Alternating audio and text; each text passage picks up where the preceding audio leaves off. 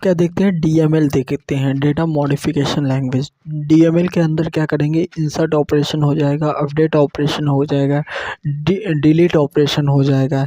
इसी तरह क्या हो जाएगा डीएमएल के अंदर, डीएमएल के अंदर और क्या हो जाएगा, रिप्लेस ऑपरेशन हो जाएगा। तो 4 ऑपरेशन हो जाएंगे, कौन कौन से, इंसर्ट, अपडेट, डिलीट और रिप्लेस। ये 4 ऑपरेशन देखेंगे किसके अंदर, हम देखेंगे डीएमएल के अंदर, डेटा मैनिपुलेशन लैंग्वेज। तो इंसर्ट कैसे करते हैं, इंसर्ट करना है अगर किसी वैल्यू, तो उसका सिंटैक्स होता है, इंसर्ट लिखते हैं कीवर्ड, फिर उसके बाद इनटू लिखते हैं, फिर टेबल नेम लिखते हैं कि टेबल के नेम जो भी है जिस टेबल के अंदर इंसर्ट करना है। फिर उसके बाद लिखते हैं कॉलम्स की, कॉलम 1, कॉलम 2, कॉलम 3, जितने कॉलम में इंसर्ट करना है या जितने टोटल कॉलम है उतने में।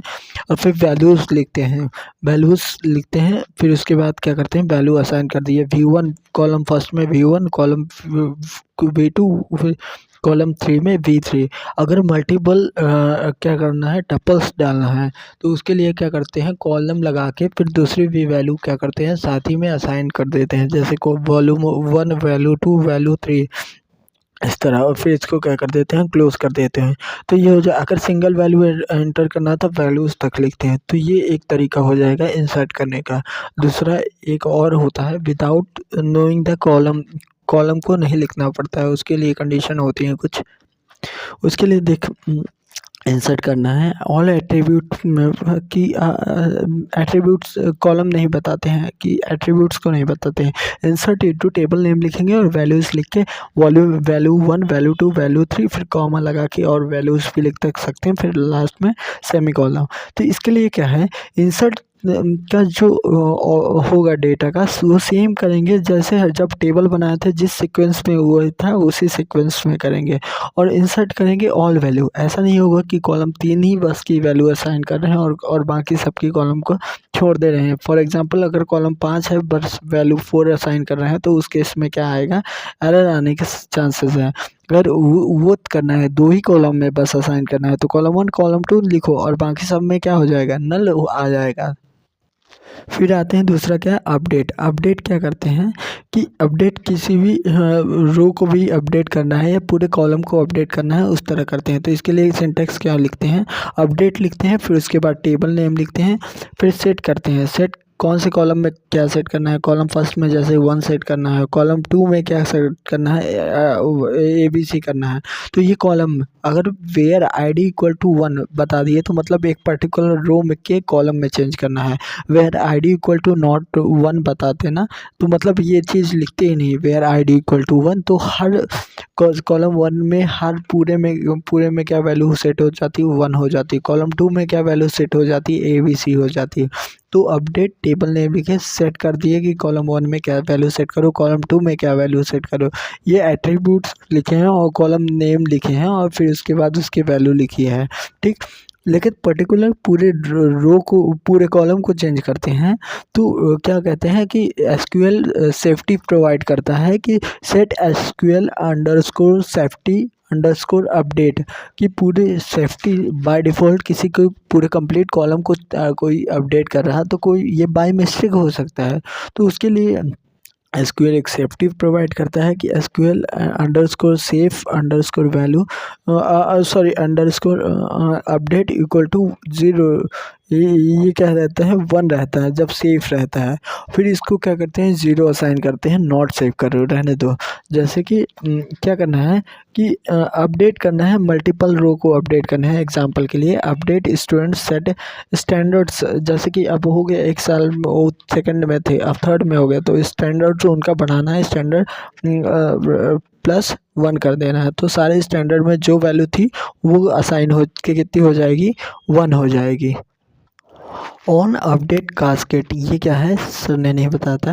Can be added to the table while creating the constraint, ये ऐड कर सकते हैं टेबल में, जब क्रिएट करें कंस्ट्रेंट्स को तब ऐड कर सकते हैं इसको, किसको, ऑन अपडेट कास्केट को, ठीक। सपोज करो सिचुएशन वेयर, एक सिचुएशन सपोज करो, वी हैव 2 टेबल, दो टेबल हैं, ठीक। The such that the primary key of the one table is a foreign key for the another, table, किसी भी एक का प्राइमरी की दूसरे टेबल का फॉरेन की तरह काम कर रहा है। If we updated the primary key of the one table, अगर हम क्या करते हैं अपडेट कर देते हैं प्राइमरी की को फर्स्ट टेबल में अपडेट कर देते हैं, use to using on update cascade foreign key, किसका यूज़ करके, on update cascade foreign key of the second table automatically get updated. जब हम ऑन अपडेट कास्केट फॉरेन की का यूज़ करते हैं तो इसके क्या होता है, ये ऑन अपडेट कास्केट फॉरेन की, तो अगर हम प्राइमरी की को अपडेट किए हैं एक टेबल में तो वो फॉरेन की को भी अपडेट कर देता है दूसरे टेबल में। उसके लिए हमें क्या यूज़ करना पड़ता है, ऑन अपडेट कास्केट। ठीक, इसका सिंटैक्स देख लेता हूँ। इसका सिंटैक्स ऐसे देख सकते हैं, फॉरेन की बना है कस्टमर आईडी को, ठीक, फॉरेन की बना है कस्टमर आईडी को, ये लास्ट में पैरेंथेसिस करके लिखे हैं, रेफरेंसिंग कस्टमर टेबल को रेफरेंस करके जो कस्टमर आईडी उसमें थी उसको ऑन अपडेट कास्केट लिख दिए। तो इस तरह से अगर प्राइमरी की को अपडेट करते हैं तो वो अपडेट एज अ फॉरेन की अडॉप्ट कर लेगा दूसरे टेबल में, तो ये हो जाएगा। इसका अपडेट का देखते हैं। और देखा अपडेट टू डेटा, अपडेट कैसे करते हैं, अपडेट लिखे कस्टमर लिखे ये टेबल का नेम लिखे और सेट कर दिए। ये क्या, ये टेबल नेम हो गया। सेट क्या है, सेट कीवर्ड है for the setting the value के लिए। एड्रेस क्या है, एक एट्रीब्यूट है और उसकी एट्रीब्यूट की न्यू वैल्यू, ये क्या है, एट्रीब्यूट की new value, attribute in which have the value is updated. Address में जैसे मुंबई करना है, जेंडर में एम करना है।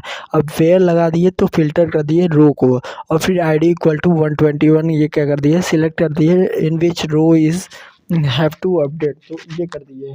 ठीक, अपडेट मल्टीपल रो को अपडेट करना है तो उसके लिए क्या कर दिया, update customer set pin code equal to इतना कर दिए। अपडेट क्या होगा, कीवर्ड हो गया, कस्टमर टेबल नाम होगा, सेट क्या होगा, कीवर्ड अपडेट हो, और इसी column having two way update किस कॉलम को अपडेट करना है। लेकिन इससे क्या होगा, इससे मल्टीपल रो अपडेट होगी तो उसके लिए सेफ्टी इश्यू आएगा, एज वी नोटिस। तो इसीलिए क्या करना पड़ेगा, set SQL underscore safe underscore update equal to क्या करना पड़ेगा 0। सेट इसको क्या करना पड़ेगा, सेट फॉर द नो, अगर ये रहता है सेफ्टी क्या रहे 0 डिफ़ॉल्ट 1 रहता है। अब इसके बाद क्या कर दो, इसको आई ऑथेंटिकेट कर रहा हूँ कि ये क्या है कि ये आप अपडेट कर सकते हैं। तो अपडेट आप कर सकते हैं, जैसे अगर 1 साल हो गया है अब एज को बढ़ाना है तो update customer set age equal to age plus 1। तो इस तरह से अपडेशन वाली क्वेरी कर सकते हैं। अब देख रहे हैं डिलीट वाली क्वेरी। अब डिलीट वाली क्वेरी क्या करना है, अगर मुझे क्या करना है, डिलीट करना है किसी भी delete from delete name where ID equal to 1, तो उस पर्टिकुलर उस रो को डिलीट कर देगा। ठीक, ये अगर किसी रो को डिलीट करना है जहां आईडी इक्वल टू 1 है, किसी भी पर्टिकुलर हर कॉलम के वैल्यू को डिलीट करना है और उस पूरे रो को ही, तो डिलीट करो फ्रॉम टेबल नेम लिखो और वेयर आईडी इक्वल टू 1। ठीक, जैसे कि मुझे क्या करना है, सारे टेबल को सारे रो को डिलीट करना है, तो डिलीट फ्रॉम टेबल नेम लिख दिया तो सारे रो के सारे all row will be delete हो जाएंगे। ठीक, अब डिलीशन में भी 2 कॉन्फ्लिक्ट आते हैं, क्या कि अगर प्राइमरी की का टेबल है, अगर 2 टेबल है, एक में प्राइमरी की तरह काम कर रहा है और दूसरे में फॉरेन की तरह, और डिलीट कर दिया प्राइमरी की से सारी वैल्यू को, तो फॉरेन की में वो आईडी रहेंगी। तो उसके लिए 2 चीज़ें होती हैं, उसको ओवरकम करने के लिए जो रेफरेंसिंग डिलीट कंस्ट्रेंट होता है ऑफ रेफरेंसिंग, इसके लिए 2 चीज़ें होती हैं। एक होता है delete casket on delete casket, और दूसरा होता है ऑन डिलीट नल करके होता है। तो what happen the child entry if the parent entry is delete, क्या होगा अगर पेरेंट्स एंट्री को डिलीट कर दें। सपोज जैसे ऑर्डर टेबल है तो क्रिएट ऑर्डर टेबल की है, तो ऑर्डर टेबल क्रिएट हुई है, ऑर्डर आईडी जो है ये प्राइमरी की है, और डिलीवरी डेट ये डेट की फॉर्म में लिखी गई है, और क्या कही है, कस्टमर आईडी इंट लिखा गया है। और इसमें देख जो ये डेटा टाइप बता दिया है, तो इसका लिखते कैसे हैं, 4 लिखेंगे, फिर उसके बाद इस पर हाइफन दे, फिर माइनस सिंबल, फिर उसके बाद मंथ लिखेंगे, फिर उसके बाद क्या लिखेंगे, डेट लिखेंगे, कस्टमर आईडी इंट लिख दिए। तो इस तरह हुआ, ये हुआ।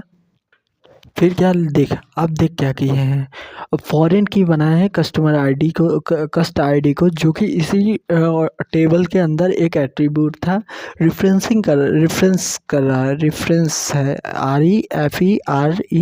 REFERENCES, रेफरेंस कर रहा है कस्टमर टेबल के आईडी वाले को on delete cascade, on delete cascade की अगर पेरेंट्स टेबल से वो डेटा हट जाता है तो वो चाइल्ड टेबल से भी क्या होना चाहिए, हटना चाहिए। यहाँ कॉलन नहीं लगाए ना, यहाँ कॉलन नहीं आएगा, यहाँ कॉमा आता था। अगर न्यू रो ऐड करनी होती थी तो यहाँ क्या आता था, कॉमा आता था, लेकिन इसको नहीं करनी है तो इस तरह नहीं किया है। तो ये क्या हुआ, ऑन डिलीट कास्केड की अगर पेरेंट्स टेबल से अगर डेटा डिलीट हो रहा तो वो क्या हो जाए, चाइल्ड टेबल से भी डेटा डिलीट हो जाए। ऑन डिलीट नल में क्या होता है कि अगर पेरेंट्स टेबल से क्या हो रहा, डेटा डिलीट हो रहा और वो चाइल्ड टेबल में एग्जिस्ट करती है वो की, तो उसमें क्या कर देगा, उस फॉरेन की को क्या पुट कर देगा, नल कर देगा। Can foreign key have null value, answer is yes. तो इसका आंसर यस होगा। As I already told that create table order table create कर रहे हैं, इसमें ऑर्डर आईडी जो है वो इन टाइप की प्राइमरी की है, फिर कॉमा लगाए हैं, डिलीवरी डेट लिखे हैं और फिर कस्टमर आईडी इंट लिखे हैं और फिर इसके बाद फॉरेन की लिखे हैं, कस्ट आईडी को फॉरेन की बना दिए, रेफरेंस है एस है रेफरेंस, कस्टमर टेबल की आईडी को on delete set null, on delete cascade है, on delete set null, set कर दो नल को, तो ये हो जाएगा ऑन डिलीट सेट नल। तो और फिर इसके बाद इसको क्लोज करके क्या कर दिए हैं, कॉलन लगा दिए हैं। तो ये क्या हो जाएगा, ये हो जाएगा कि क्या कि किस तरह से डिलीट करते हैं वैल्यू को। अब देख, डिलीट कर दो दो कॉलम को वेयर आईडी इक्वल टू 1, अगर डिलीट कर दो दो कॉलम को जहां आईडी इक्वल टू 1 है, तो delete from customer where ID equal to 1 है, तो ये डिलीट क्या होगा, कीवर्ड होगा फ्रॉम किस टेबल से, और टेबल कस्टमर क्या होगा, टेबल नेम हो गया, और फिल्टरिंग वेयर क्या है के लिए हो गई, फिल्टरिंग के लिए हो गई, और आईडी जहाँ पे एट्रीब्यूट क्या हो 1 हो वो कर दो।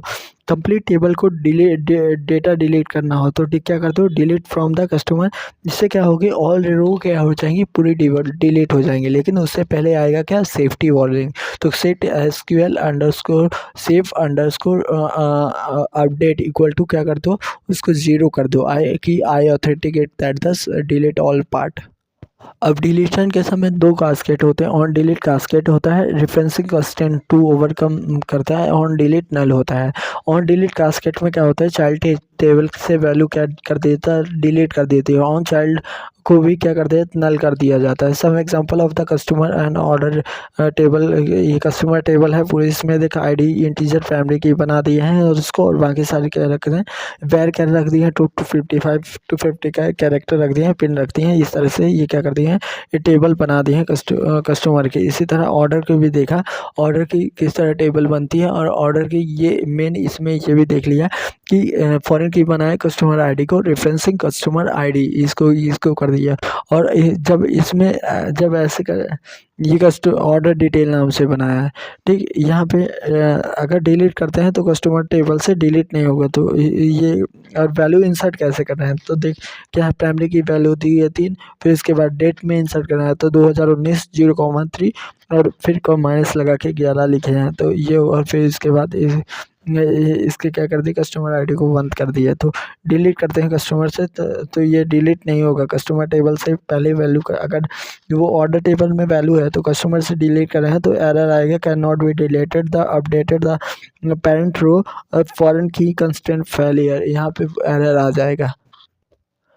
But I want to delete की सेकंड टेबल से में भी पड़ा है और वो डिलीट होते जाए, तो इसके लिए क्या करना पड़ेगा, ऑन डिलीट कास्केड करना पड़ेगा। ऑन डिलीट कास्केड की देख, ऑर्डर टेबल में क्या है, 3 वैल्यू है और 2019 और 1, अब डिलीट करना है फ्रॉम द कस्टमर टेबल से ले where the ID equal to 1 है, तो आईडी इक्वल टू 1 है, तो ये कस्टमर आईडी में देखेगा ये दोनों भी 1 है, तो जब ये रन करेंगे तो ये तो ये पूरा टेबल ही डिलीट हो जाएगा, ये ऑर्डर 3 ऑर्डर 4 अब डिलीट हो जाएंगे टेबल से। सेकंड पार्ट में क्या करते हैं, डिलीट नल, करना चाहते हैं डिलीट, तो ये कस्टमर से डिलीट हो जाने के बाद ऑर्डर टेबल से डेटा डिलीट ना हो, तो इसके लिए क्या कर सकते हैं, ऑन डिलीट सेट नल कर दिए। तो क्रिएट कर रहे हैं ऑर्डर, वही सारी चीज़ें रखे हैं, रेफरेंसिंग फॉरेन की कस्ट आई डी रेफरेंस और कस्टमर आई डी रख रहे हैं, और यहाँ कर दिए ऑन डिलीट सेट नल है। अब देख, जब हम ये कमांड कर रहे थे, रन कर रहे थे, डिलीट कस्टमर का customer where the I D equal to 1, तो ये कस्टमर, ये दोनों में जो कस्टमर आई डी 1 थी, तो यहाँ क्या हो जाएगा, नल हो जाएगा। लेकिन बट जब हम वैल्यू इसमें से डिलीट हो गई थी, क्योंकि ऑर्डर टेबल से वैल्यू डिलीट हो गई थी, लेकिन जब फिर से ऑर्डर टेबल में हम वैल्यू डाल रहे थे, तो हमने ये इंटरेस्टिंग चीज़ देखा कि मैं पहले ऑर्डर टेबल में ही वैल्यू डाल रहा था कि ऑर्डर नंबर 3 और 4 के लिए ये डेट डाल के क्या कर दो, इसके लिए टेबल 1 कर दो। बट ये कस्टमर टेबल के अंदर नहीं थी, तो इसी कारण से यहाँ पे वैल्यू नहीं इंसर्ट हो रही थी। तो ये चीज़ हो गई कि पहले पेरेंट्स टेबल में डेटा ऐड करना था, देन चाइल्ड टेबल में ऐड करना, कस्टमर का डेटा ऐड करना था। ये चीज़ यहाँ पे इंटरेस्टिंग हो गई थी। फिर उसके बाद आते हैं रिप्लेस मेथड। रिप्लेस मेथड क्या होता है, primary use for replacing the present tuple in table. जो प्राइमरीली यूज़ होता है कि जो टपल प्रेजेंट है उसको रिप्लेस करने के लिए होती है। As update use replace with help of where clause the primary key, then the row will be replaced। जिसका पता नहीं एज, इसका सिंटेक्स कैसे होता है देख, एज इंसर्ट अपडेट का कैसे होता है, शायद यही था। एज अपडेट क्या करता है, रिप्लेस कर देता है with the help of the where clause in the primary key. Where clause का यूज़ करके प्राइमरी की को अपडेट कर देता है न, then that row will be replace, वो रो क्या हो जाती है, रिप्लेस हो जाती है। ठीक, एज इंसर्ट इफ़ देख, अगर रिप्लेस का यही है कि अगर वो क्या है, रो एग्जिट करती है, तो वो क्या हो जाएगी, अपडेट हो जाएगी। नहीं तो ये क्या हो जाएगा, एज अ इंसर्ट काम करेगा। एज ये अगर वो रो एग्जिट करती है तो वो क्या हो जाएगी, अपडेट हो जाएगी। अगर वो रो एग्जिस्ट नहीं करती तो वो क्या हो जाएगी, इंसर्ट हो जाएगी। As insert if no tuples duplicate data, new tuples will be inserted. इसका फॉर्मेट क्या होता है, रिप्लेस इनटू स्टूडेंट के जैसे इसका वो होता है ना, इंसर्ट इनटू टेबल नेम, तो इसी तरह रिप्लेस इनटू टेबल नेम लिखिए, फिर उसके बाद एट्रीब्यूट लिखिए, फिर वैल्यूज़ लिखिए, या फिर उसके बाद उसकी वैल्यू दे दिए। जैसे आईडी की वैल्यू 4 दिया और 3 की वैल्यू दी। तो ये किस तरह फॉर्मेट है, ये फॉर्मेट उसी की तरह है, इंसर्ट इनटू वाले के फॉर्मेट की तरह है। और दूसरा होता है सेट की तरह, तो रिप्लेस इनटू टेबल लिखते हैं, टेबल का नाम लिखते हैं, फिर सेट कॉलम 1 में ये सेट कर दो, कॉमा कॉलम 2 में ये सेट कर दो, कॉलम 3 में ये सेट कर दो, और फिर उसके बाद क्या करती है, कॉमा लगा के ये सब करते जाते हैं, फिर कॉलन लगा देते हैं। तो इस तरह से रिप्लेस मेथड काम करती है। तो क्या नेक्स्ट DML कमांड क्या देखते हैं, डेटा रिप्लेस कमांड देते हैं। अगर डेटा ऑलरेडी प्रेजेंट है तब क्या होगा, रिप्लेस हो जाएगा, वो डेटा अपडेट हो जाएगा। अगर डेटा नहीं प्रेजेंट है तो वो इंसर्ट हो जाएगा। इसका कमांड सिमिलर होता है इंसर्ट जैसे कि इसमें एक चीज़ देखेगा, जैसे ये आईडी है 121 और इसका सी नेम भी है और इसकी सिटी भी है और इसकी जेंडर भी है। जब हम रिप्लेस कमांड चलाते हैं, replace into the customer ID और सिटी को अपडेट करें, मतलब सिटी आईडी और सिटी को अपडेट करें, देखेगा तो आईडी को वही सेम रखे, 1250 रखे वैल्यूज इसकी, और उसकी सिटी को क्या कर दिया, कॉलोनी कर दिए। तो देखेगा सिटी को क्या कर दिया, कॉलोनी कर दिया, और इसकी आईडी को 1251 कर दिए। लेकिन इसके अलावा जो भी एट्रीब्यूट्स बचे थे जिनको अपडेट रिप्लेस नहीं किया गया है, वहाँ क्या कर दिया, कस्टमर नेम में क्या कर दिया, नल कर दिए, जेंडर में क्या कर दिया, नल कर दिया। इस तरह इसमें होता है। एक बार ये भी वेरीफाई कर लेना कि ये अपडेट के केस में भी ऐसा होता है। तो जो वैल्यू नहीं दिए थे उसको नल दे दिया है। If primary key is not present, अगर प्राइमरी की नहीं प्रेजेंट होती है, then it work like the insert operation. अगर प्राइमरी की नहीं प्रेजेंट है तब इसमें क्या कर देगा, ये एज अ इंसर्ट ऑपरेशन की तरह काम करेगा। अब देख, रिप्लेस इनटू, अगर 133 प्रेजेंट नहीं है तो 133 के लिए क्या करेगा, रिप्लेस इनटू कस्टमर, इसमें आईडी दिए, कस्टमर नेम, सिटी दिए, तो ये क्या करेगा, ये 133 नहीं प्रेजेंट था आईडी, तो ये आईडी इंसर्ट कर दिया और कोड ऐड है वो कर लेने, तो ये न्यू कॉलम ऐड हो गया, तो रिप्लेस हो गया रिप्लेस हो गया, यहाँ पे ऐसा वर्क किया इंसर्ट की तरह। सेकंड वे एक रिप्लेस को लिखने का तरीका ये हो गया, और सेकंड वे होता है सेट के थ्रू। Replace into customer set ID equal to 1330 कर दो, कस्टमर नेम मैक कर दो, सिटी ये डाल दो, और ये 3 वैल्यू डाल दी। अगर चौथी वैल्यू असाइन नहीं की है, जैसे फॉर एग्जांपल जेंडर, तो यहाँ ये क्या होगा, नल हो गया है। तो इसी तरह यहाँ जो डिफ़ॉल्ट वैल्यू ये क्या ले लेता है, नल ले लिया है, ठीक। Third way of the also possible, third way में क्या है, इस तरह से हम ओनली एग्जिस्टिंग वैल्यू को रखते हैं और दूसरे को नल कर देते हैं। जो वैल्यू होती है वो, जैसे रिप्लेस इनटू कस्टमर आईडी को रिप्लेस करना है कस्टमर और सिटी, तो ये तीनों वैल्यू जो है वो इससे आएगी। देख, सिलेक्ट कस्टमर आईडी, सिटी और आईडी जो आएगी, तो उसको भी यहाँ कॉमा लगा के आईडी लिख दूंगा। तो इसमें से जो एग्जिस्टिंग वैल्यू है, जैसे आईडी हो गई, यहाँ पे आईडी लिख दूंगा, तो आईडी, सी नेम और सिटी आएगी, और ये तीनों वैल्यू इसी से आएगी। और बाकी जो इसके अलावा जो भी वैल्यू है ना, वो उसको क्या कर देंगे, ज़ीरो, नल असाइन कर देंगे। ये लोग क्या कर देंगे, नल असाइन कर देंगे। तो देखेगा आईडी सी नेम सिटी, ये इनसे ये वैल्यू आ जाएगी ये तीनों की, और फिर ये असाइन हो जाएगी। और बाकी जेंडर और एड्रेस में क्या कर दिया, नल असाइन कर दिया। अब इम्पॉर्टेंट क्वेश्चन क्या है कि for observation, replace versus update. Replace क्या करते हैं, इन रिप्लेस क्या करते हैं, डेटा ऑलरेडी प्रेजेंट है तब क्या किया जाएगा, उसको रिप्लेस किया जाएगा, अपडेट किया जाएगा। मतलब डेटा नॉट प्रेजेंट है तब उसको इंसर्ट कर दिया गया। But in case of the update, if data is already present then update होगा, if data is not present तो कुछ नहीं होगा in case of the update में। But in case of the replace में ये इंसर्ट की तरह काम करेगा। तो रिप्लेस वर्सेस अपडेट में, if row is not present, replace will be add new row, while update will not be do nothing. Update क्या करेगा, कुछ नहीं करेगा।